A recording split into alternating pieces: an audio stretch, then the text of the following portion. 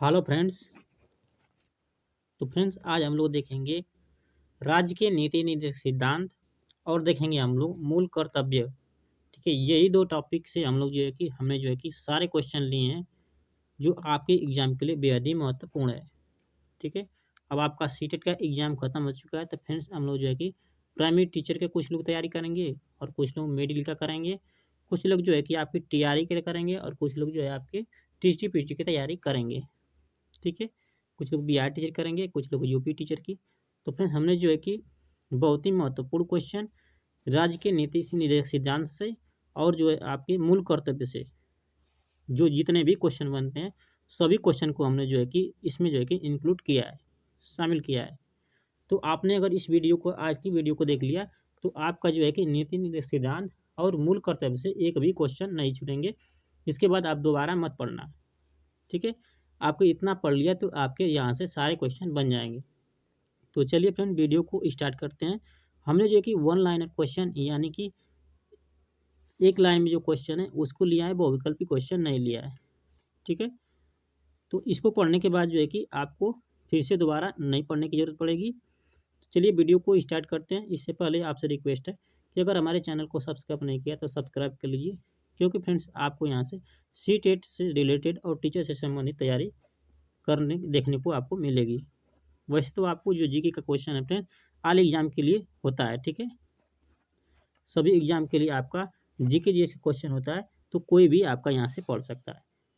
ठीक है, तो ये रहा आपका पहला क्वेश्चन। चैनल को आप सब्सक्राइब जरूर कर लीजिए। ये रहा आपका पहला क्वेश्चन, दिया कि राज्य के नीति निर्देशक तत्वों को भारतीय संविधान की अनोखी विशेषता किसने कहा था। ठीक है, तो देखिए भारतीय संविधान की जो है कि अनोखी विशेषता किसने कहा था, तो ये कहा था फ्रेंड भीमराव अंबेडकर ने। किसने कहा था, तो भीमराव अंबेडकर ने, डॉक्टर भीमराव अंबेडकर ने कहा था राज्य के नीति सिद्धांत को संविधान की अनोखी विशेषता। ये रहा आपका अगला क्वेश्चन, ये कि एक कल्याणकारी राज्य यानी वेलफेयर स्टेट की संकल्पना का समावेश भारत के संविधान के किस भाग में है। ठीक है, तो कल्याणकारी राज्य की स्थापना की बात की गई है भाग 4 में, नीति निर्देशक तत्वों में। ठीक है, ये रहा आपका अगला क्वेश्चन, दिया है कि राज्य के नीति निर्देशक तत्वों को संविधान में शामिल करने का मुख्य उद्देश्य क्या है। ठीक है, तो नीति निर्देशक तत्वों को फ्रेंड्स शामिल करने का जो उद्देश्य है वो है आपका सामाजिक और आर्थिक प्रजातंत्र की स्थापना करना है। ठीक है, किसकी स्थापना करना है, तो राज्य की में जो है कि सामाजिक और आर्थिक प्रजातंत्र की स्थापना करना है। तो आपका यही आपका राइट हो जाएगा। ठीक है, ये रहा आपका अगला, दिया है कि नीति निर्देशक तत्वों को किस देश के संविधान से लिया गया। ठीक है, तो देखिए नीति निर्देशक तत्वों को जो लिया गया आपका लिया गया है आयरलैंड के संविधान से। याद रखना है आपका, बहुत ही महत्वपूर्ण क्वेश्चन है। यहाँ से आपके एग्जाम में देखने को क्वेश्चन ज़्यादा से ज़्यादा तौर पे मिलेंगे। ठीक है, अगर आपका सीट कहीं भी किसी भी एग्जाम में फ्रेंड्स एंट्रेंस एग्जाम में जाएंगे आप तो यहाँ से क्वेश्चन देखने को मिलेंगे, तो एक भी क्वेश्चन आपके नहीं छूटेंगे। ठीक है, आपका अगला दिया है क्वेश्चन कि राज्य के नीति निर्देशक सिद्धांत एक ऐसा चेक है जो बैंक की सुविधा अनुसार अदा किया जा सकता है जाता है, यह किसने कहा था। ठीक है, तो ये कहा था आपके केटी शाह ने। आपको याद रखना है केटी शाह कहे थे कि बैंक के अनुसार अदा किया जा सकता है। ठीक है, किसे, तो नीति निर्देशक सिद्धांत को। ये रहा आपका अगला, दिया कि कौन कौन से नीति निर्देशक तत्व 42वें संविधान संशोधन द्वारा भाग 4 में जोड़े गए। ठीक है, तो भाग 4 में 42वां संविधान संशोधन में क्या क्या जोड़ा गया, देखिए आपका जोड़ा गया 39 को, अनुच्छेद 39 को। इसमें देखिए क्या क्या है, समान न्याय तथा निःशुल्क विधि सहायता। क्या है, समान न्याय है और जो है कि निःशुल्क विधि सहायता है अनुच्छेद 39 क में। अनुच्छेद 43 क में क्या है, तो उद्योग के प्रबंधन में कर्मकारों का भाग लेना।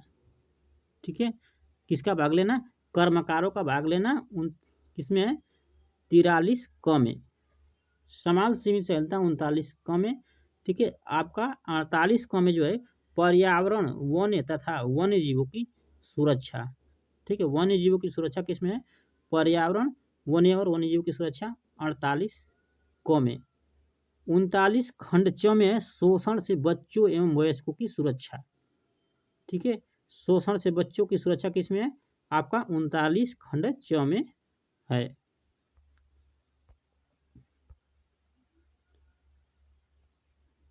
ये रहा आपका अगला क्वेश्चन दिया कि किस अनुच्छेद के तहत कहा गया है कि प्रत्येक नागरिक को चाहे वह स्त्री हो या पुरुष हो समान कार्य के लिए समान वेतन दिया जाएगा, ठीक है। तो ये कहा गया है आपका 39 अनुच्छेद में, याद रखना है, ये भी पूछता है एग्जाम में। अनुच्छेद 39 में कहा गया कि पुरुष हो या स्त्री हो समान कार्य के लिए समान वेतन दिया जाएगा, अनुच्छेद 39 में।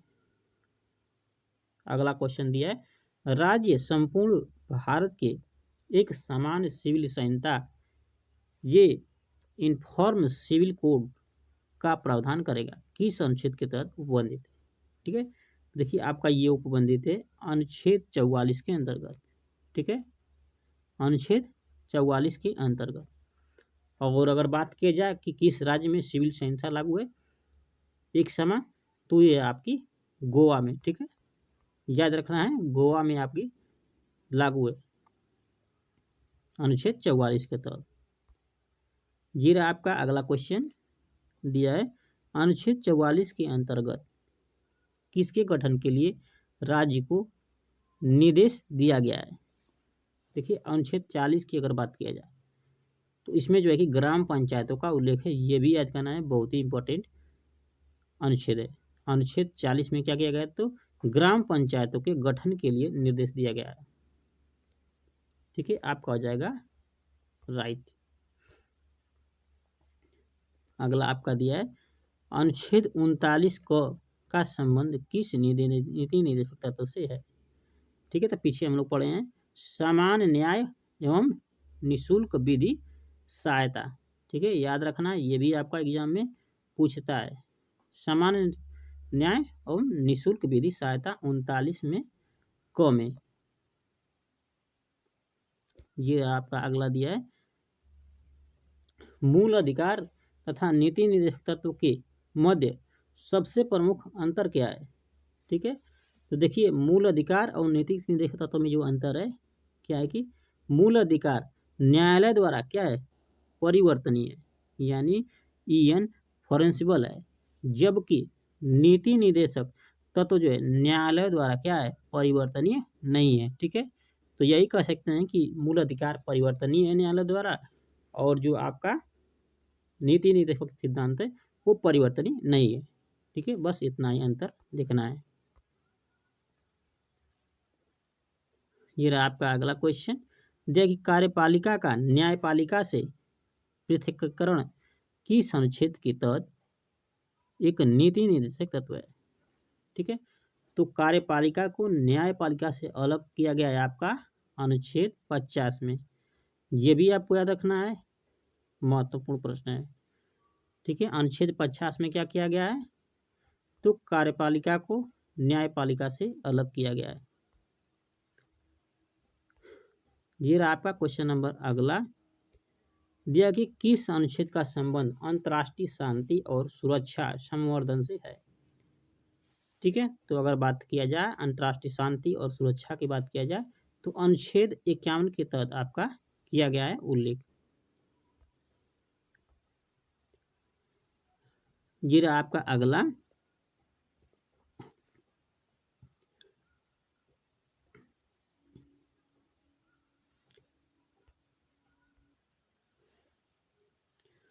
अगर अगला क्वेश्चन बात किया जाए तो आपका राज्य के नीति निर्देशक तत्वों में गांधीवाद सिद्धांत को प्रतिबंधित करने का प्रावधान अधोलिखित है। इसमें किसमें है गांधीवाद का सिद्धांत, तो देखिए आपका जो है ग्राम पंचायतों की स्थापना, ठीक है, अनुच्छेद 40 में। फिर उसके बाद दूसरा आपका दिया है दुर्बल वर्गों के शिक्षा और अर्थों संबंधित हितों की अभिवृद्धि अनुच्छेद 46 में, ठीक है, दुर्बल वर्गों की शिक्षा यानी कमजोर वर्ग की शिक्षा और अर्थ संबंधित हितों की अभिवृद्धि अनुच्छेद 46 में याद रखना है। ठीक है, और आपका है दिया है आगे कुटीर गांव में कुटीर उद्योगों को प्रोत्साहन। ठीक है, ये किया किसमें, अनुच्छेद 43 में, याद रखना है आपको। अनुच्छेद 43 में क्या कि गांव में कुटीर उद्योग को प्रोत्साहन। चौथा आपका दिया है पोषण एवं जीवन स्तर को ऊंचा करना और लोक स्वास्थ्य में सुधार। किसमें आपका, अनुच्छेद 47 में, जीवन स्तर एवं पोषण में सुधार करना और जीवन को ऊंचा करना। ठीक है, आपका इसमें 47 में। पांचवा आपका दिया है कि कृषि और पशुपालन। कृषि और पशुपालन किसमें दिया है, अनुच्छेद 48 में। ये भी आपको याद रखना है, बहुत ही इंपॉर्टेंट है, एग्जाम में पूछता है। छठा आपका दिया है पर्यावरण का संरक्षण एवं संवर्धन और वन्य एवं जीवों की रक्षा। किसमें दिया है आपका, अनुच्छेद 48 क में। ठीक है, थोड़ा थोड़ा सा अंतर है। कृषि एवं पशुपालन का संगठन 48 में और पर्यावरण का संरक्षण एवं संवर्धन एवं वन्य जीवों की रक्षा अनुच्छेद 48 क में। इसको आपको याद रखना है। उसके बाद ये 7 और 8 भी आपका दिया है गांधीवाद से संबंधित। दिया है 7 नंबर के राष्ट्रीय महत्व के स्मारकों, स्थानों एवं वस्तुओं का संरक्षण। दिया है आपका अनुच्छेद 49 में, राष्ट्रीय महत्व के स्मारकों, स्थानों एवं वस्तुओं का संरक्षण। 8 में आपका दिया है, 8 नंबर दिया है आपका कार्यपालिका का न्यायपालिका से पृथकीकरण। ठीक है, ये दिया है आपका अनुच्छेद 50 में, इसको भी आपको याद रखना है। ठीक है, तो 8 पॉइंट आपको याद रखना है गांधीवाद से संबंधित। फिर आपका अगला क्वेश्चन यह कि किस संविधान संशोधन द्वारा अनुच्छेद 31 ग को संविधान में जोड़ा गया था। ठीक है, तो अगर बात किया जाए 31 ग के बारे में, ठीक है, अगर बात किया जाए अनुच्छेद 31 ग के बारे में, तो ये जोड़ा गया था आपका 25वें संविधान संशोधन के द्वारा। ठीक है, 25वें संविधान संशोधन द्वारा, याद रखना है आपको, 31 ग को जोड़ा गया। ये आपका अगला क्वेश्चन दिया कि मूल अधिकारों पर नीति निर्देशक तत्वों को वरीयता प्रदान करने वाला प्रावधान किस अनुच्छेद के तहत किया गया। ठीक है, तो देखिए मूल अधिकार पर नीति निर्देशक तत्वों को वरीयता प्रदान करने वाला जो प्रावधान किया गया, वो किया गया आपका अनुच्छेद 31 ग में। ठीक है, 31 ग में जो है कि आपका प्रावधान किया गया किस संविधान संशोधन द्वारा, तो 25वें संविधान संशोधन द्वारा। ठीक है,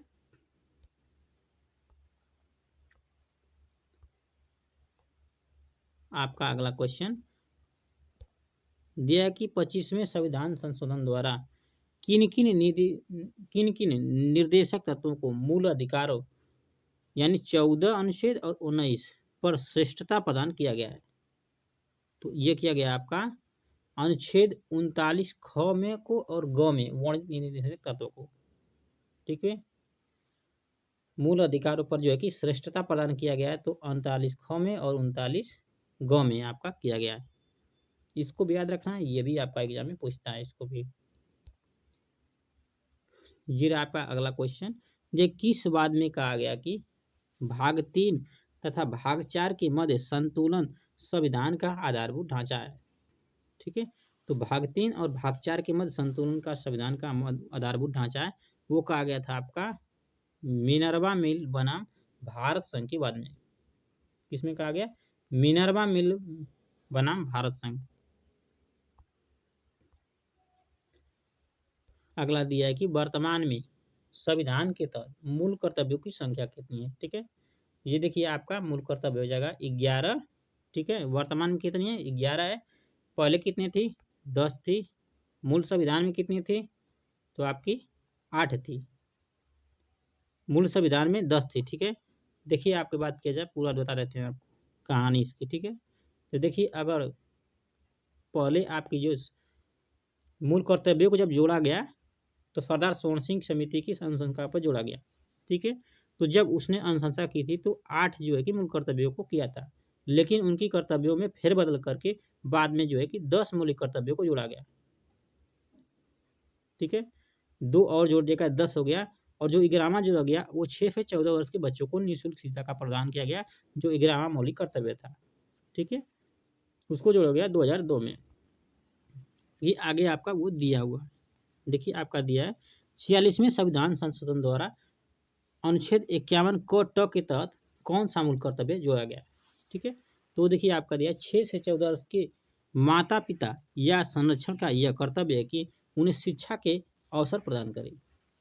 ठीक है, आपका जोड़ा गया 51 क ट में। ठीक है, इस प्रकार से आपका कहा गया है, इसको आपको याद रखना है। ये रहा आपका अगला क्वेश्चन। देखिए भारतीय संविधान में मूल कर्तव्य किस देश के संविधान से लिया गया। ठीक है, तो देखिए मूल कर्तव्य की अगर बात किया जाए तो मूल कर्तव्य लिया गया था आपका रूस के संविधान से। ठीक है, सोवियत संघ रूस के संविधान से लिया गया। ये रहा आपका अगला क्वेश्चन, दिया कि संविधान में मूल कर्तव्यों की व्यवस्था 42वें संविधान संशोधन द्वारा किस वर्ष की गई। ठीक है, तो देखिए मूल कर्तव्यों की जो व्यवस्था की गई वो अनुच्छेद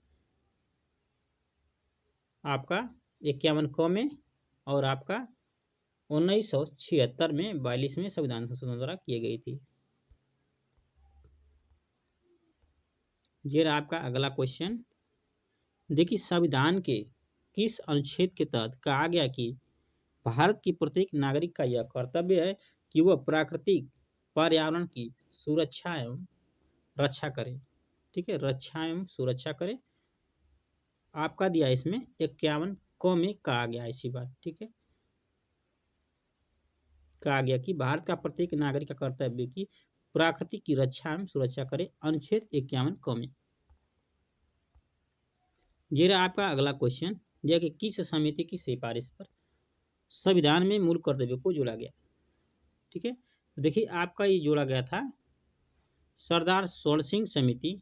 ठीक है, सरदार स्वर्ण सिंह समिति की सिफारिश पर। और देखिए इसमें समिति ने कितनी मूल कर्तव्यों की संस्तुति की थी, तो देखिए 8 की थी। ठीक है, 8 दिया इसमें आपका, लेकिन लेकिन आगे आपका देखिए क्या रहता है। देखिए आपका देखिए सरदार स्वर्ण सिंह समिति के सुझाव में फेरबदल करके 42वें संविधान संशोधन द्वारा कुल कितने मूल कर्तव्यों को संविधान में जोड़ा गया, तो ये जोड़ा गया आपका 10 मौलिक कर्तव्यों। ठीक है, ये रहा आपका अगला क्वेश्चन, संविधान के किस भाग में मूल कर्तव्य दिए गए हैं। ठीक है, तो ये दिए गए आपके मूल कर्तव्य भाग 4 के 51 क में आपके दिए गए हैं। इसको आपको याद रखना है, 51 क में, यहाँ पर क छोड़ दिया। ठीक, क में भाग 4 क में और 51 क में आपको याद रखना है। तो फ्रेंड्स आज की क्लास यहीं तक समाप्त करते हैं। ठीक है, आज जो है कि हमने आपको राज्य के नीति निर्देशक तत्व और आपको मूल कर्तव्य से जितने भी प्रश्न बनते थे उतना हम आपने आपको जो है कि वन लाइनर क्वेश्चन के माध्यम से आपको बता दिया। ठीक है, अब आपकी जिम्मेदारी बनती है कि आप कितना एक्सेप्ट करते हैं। ठीक है, क्योंकि आपके एग्जाम के लिए बहुत ही बेहद महत्वपूर्ण होने वाला ये क्वेश्चन था। अगर आप इतना पढ़ लिया तो आपको फिर से दोबारा आपको नहीं पढ़ना है कर्तव्य और नीति निर्देशक सिद्धांत। तो चलिए आज की वीडियो को स्टॉप करते हैं, जल्दी आपसे कल मिलेंगे नेक्स्ट वीडियो के साथ। ठीक है, टॉपिक वाइज हम लोग पढ़ेंगे। तो चलिए फ्रेंड आज की क्लास को समाप्त करते हैं। धन्यवाद।